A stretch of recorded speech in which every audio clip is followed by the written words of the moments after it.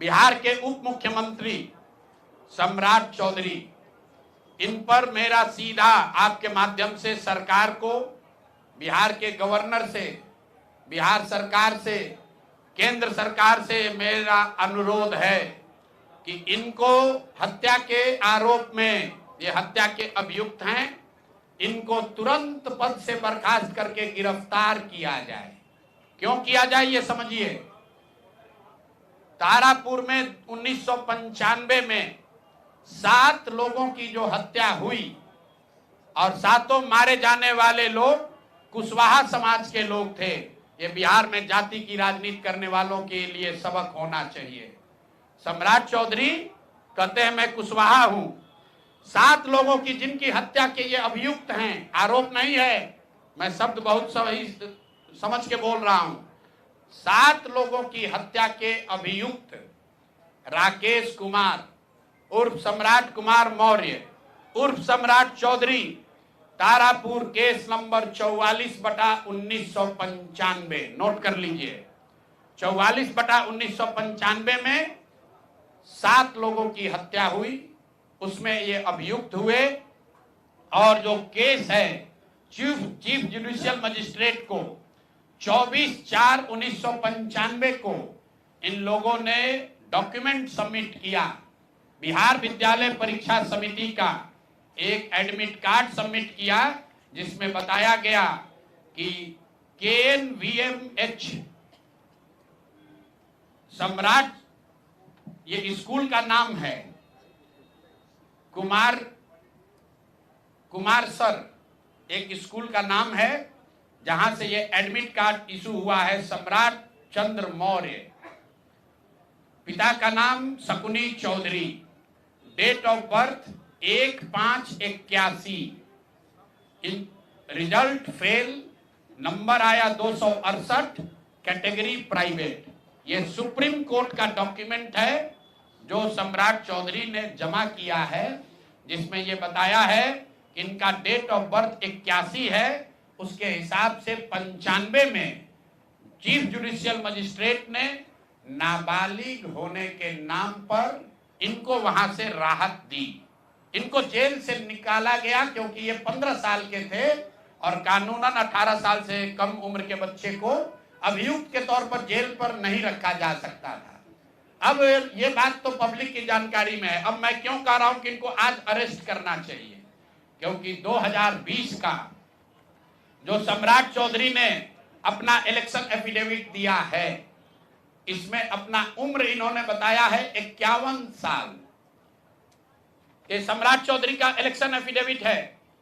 इन्होंने अपना उम्र बताया 2020 में 51 साल। इसका मतलब है कि 2020 माइनस 26, तो 1995 में इनका उम्र था 25 साल, 26 साल। तो 26 साल के उम्र के आदमी को कोर्ट ने गलती से गलत सर्टिफिकेट के आधार पर नाबालिग होने के नाम पर अभियुक्त होने के बावजूद, ध्यान दीजिए, अभियुक्त होने के बावजूद इनको जेल से बरी कर दिया गया था कि ये 15 साल के हैं, जबकि इनका अपना डॉक्यूमेंट बता रहा है कि ये उस समय 26 साल के थे। तो 26 साल के उम्र के आदमी पर अगर 6 लोगों की हत्या का आरोप है तो जब तक कोर्ट से वो फ्री नहीं होते हैं तब तक उनको जेल में होना चाहिए। और ये आदमी यहाँ का उप मुख्यमंत्री बनकर बैठा हुआ है।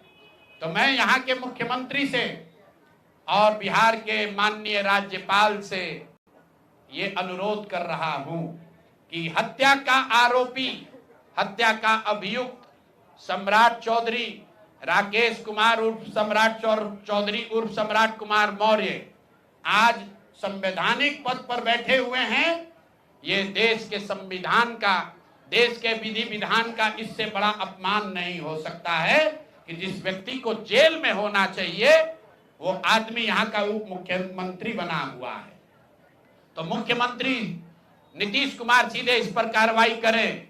नहीं करेंगे तो कल परसों में हम लोग राज्यपाल के पास डेलीगेशन लेकर जाएंगे, सिर्फ बर्खास्तगी के लिए नहीं, सम्राट चौधरी के गिरफ्तारी के लिए। पूरा समझिए, मैं कैमरे पर कह रहा हूं, सम्राट चौधरी हत्या के अभियुक्त है, जेल से फर्जी डॉक्यूमेंट निकालकर बाहर निकले हैं। या तो इनको बर्खास्त करके गिरफ्तार कीजिए और नहीं तो देश में जितने लोग हत्या किए हैं उनको भी जेल से छोड़ दीजिए। ये हालात है, ये डॉक्यूमेंट है आपके सामने। ये सम्राट चौधरी का इलेक्शन एफिडेविट है जिसमें 2020 में उन्होंने अपने आप को 51 साल का बताया है। उसके मुताबिक 1995 में वो 26 साल के थे और कोर्ट में इस आधार पर इनको बरी किया गया है कि ये 15 साल के बालक हैं। तो ये बता दें कि ये हत्या के आरोपी हैं। इन्होंने जो सर्टिफिकेट दिया है वो ठीक है कि नहीं है। बाकी ये भाई साहब जो घोटाला किए हैं अपने डिग्री उग्री में, तो बहुत छोटी बात है। आज की प्रेस कॉन्फ्रेंस सीधी हम लोग मांग कर रहे हैं, सम्राट चौधरी को हत्या के अभियुक्त है, छह हत्या के अभियुक्त हैं, उनको गिरफ्तार कीजिए और नहीं तो बिहार में जितने लोग पर अभियुक्त जिनको बनाया गया उनको सबको छोड़िए। इस देश में अलग अलग कानून नहीं हो सकता है। और ये गृह मंत्री के साथ घूम रहे हैं। मोदी जी को हम लोग कल पत्र लिखेंगे कि आपके पार्टी का नेता, जितने लोग भाजपा के समर्थक हैं, भाजपा के जितने लोग नेता हैं, कार्यकर्ता हैं, वोटर हैं, आपके जरिए से सबको बता रहा हूं, मेरे भाई एक बार अपने दिल पर हाथ रखकर सोचो। जिस व्यक्ति पर 6 लोगों की हत्या का आरोप है, जो व्यक्ति 6 लोगों की हत्या का अभियुक्त है, उसको तुम अपना नेता बनाकर बिहार का उप मुख्यमंत्री बनाए हो और तुम अपराध की बात करते हो, तुम जंगल राज की बात करते हो। तो सम्राट चौधरी को अभी के अभी पद से इस्तीफा देकर पुलिस को अरेस्ट करना चाहिए और अगर पुलिस अरेस्ट नहीं करती है तो हम लोग कोर्ट में मूव करेंगे, कोर्ट के संज्ञान में बात को लाएंगे कि साहब ये बताइए कि कैसे आपने इनको बेल दिया है, कैसे इनको आप समाज में बाहर रहने की अनुमति दे रहे हैं। और सम्राट चौधरी की अंतिम बात, इनके अपराध की गाथा की, सिर्फ हत्या के अभियुक्त नहीं है। बिहार में पुरानी पत्रकारिता करने वाले लोग, आपने शिल्पी गौतम के रेप और हत्याकांड की कहानी सुनी होगी। आपने सुना होगा कि लालू जी के जंगल राज का जब चरम सीमा था, जितनी यहाँ माताएं बहनें हैं, जो पढ़े लिखे लोग, समझदार लोग हैं, स्वच्छ छवि वाले बिहार में रहने वाले लोग हैं, याद कर लीजिए शिल्पी गौतम रेप और मर्डर केस, जिसमें एक डॉक्टर के लड़के को और शिल्पी गौतम के साथ ऐसा आरोप लगा था कि उनके साथ सामूहिक बलात्कार और उसके बाद उनकी हत्या कर दी गई थी। साधु यादव पर उसका आरोप लगा था, बड़ी हंगामा हुआ, सीबीआई में केस गया। मैं आपके माध्यम से आज पूछ रहा हूं कि क्या अभी के उप मुख्यमंत्री सम्राट चौधरी उर्फ राकेश कुमार उर्फ सम्राट कुमार मौर्य उस केस में संदिग्ध अभियुक्त के तौर पर नामजद थे या नहीं थे, ये प्रेस में वो बता दें, उसके बाद हम उसका डॉक्यूमेंट आपको जारी करेंगे। इनका सीबीआई ने इनको अभियुक्त के तौर पर इनकी जांच की थी कि नहीं, उस मुकदमा में इनको नामजद संदिग्ध बनाया गया था कि नहीं, ये सीधा आपको बता रहे हैं। ये आए और ये पूरा केस तब के भाजपा के नेता सुशील कुमार मोदी जी ने उठाया था और तब सम्राट चौधरी। दूसरी बात, अशोक चौधरी के नाम पर जो संपत्ति की बात कही गई है, हम लोग उस बात पर कायम हैं। 200 करोड़ की संपत्ति इन्होंने अर्जित की है। इन्होंने कैमरे पर आप लोगों को कहा कि 1 कट्ठा भी जमीन हो जाएगा तो मैं जनसुराज की गुलामी करूंगा। मेरे भाई, मुन्ना जी ने अभी पूरा डॉक्यूमेंट जारी किया है। अगर या तो उसको आप रिबटल कीजिए कि ये आपका जमीन नहीं है, और अगर जमीन है तो जनसुराज की गुलामी मत कीजिए, बिहार के लोगों की गुलामी के लिए तैयार होइए, इस्तीफा दीजिए।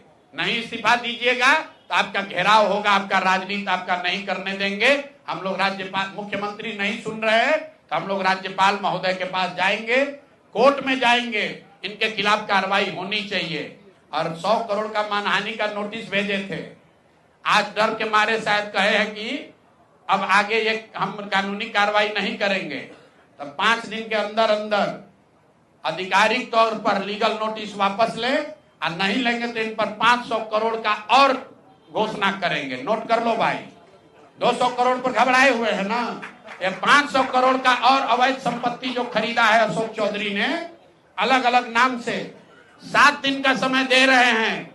7 दिन के अंदर अंदर अगर अब इस बात के लिए माफी नहीं मांगे कि प्रशांत किशोर पर झूठा मानहानि का मुकदमा करने का केस तो नहीं किया है, नोटिस भेजे हैं, तो अगर 7 दिन के अंदर अंदर लीगली कैमरे के सामने आकर ये नोटिस वापस नहीं लिए तो इन पर 500 करोड़ का और जो अवैध संपत्ति ये कब्जा किए हैं, खरीदे हैं, उसकी सारी सूची आपके सामने जारी करेंगे। एकदम इनको चुनौती दे रहे हैं भाई। 200 पर दिए हैं, 200 किए थे, 500 करोड़ का इनका पेपर तैयार है। पिछले 8 महीनों में इन्होंने 20,000 करोड़ से ज्यादा का कॉन्ट्रैक्ट दिया है। 20,000 से ज्यादा का कॉन्ट्रैक्ट भाई साहब ने दिया है और हर कॉन्ट्रैक्ट में 5% पैसा कमीशन के तौर पर लिया गया है। अभी इतना ही बोल रहे हैं। अगले प्रेस कॉन्फ्रेंस तक अगर इन्होंने अपनी गलती नहीं मानी तो जिन लोगों के जरिए ये 5% पैसा वसूला गया है वो लोग को प्रेस के सामने बैठाकर आपसे परिचय कराएंगे कि कौन लोगों ने ये 5% की रेट से पैसा वसूला है।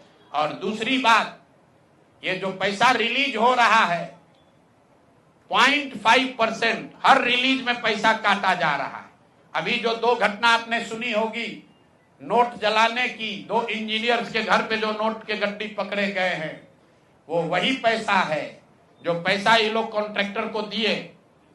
कॉन्ट्रैक्ट देने के लिए 5% लिया, उसके बाद जब पैसा रिलीज होता है तो 0.5% इनका उसमें शेयर बनता है। वही पैसा ये इंजीनियर कलेक्ट करके वापस ला रहे थे पटना जमा कराने, जो एक आदमी उसमें पकड़ा गया, एक आदमी जेल में भी है और रात भर नोट का गड्डी जलाया गया है। तो अब अशोक चौधरी इस पर बयान दें कि ये उनकी वो इसमें संलिप्त हैं कि नहीं है। नहीं है तो आपके सामने अगले प्रेस कॉन्फ्रेंस में उन लोगों को खड़ा करेंगे जो इनके बिहाफ में ये पैसे की वसूली कर रहे हैं और इनको उसका जवाब देना पड़ेगा।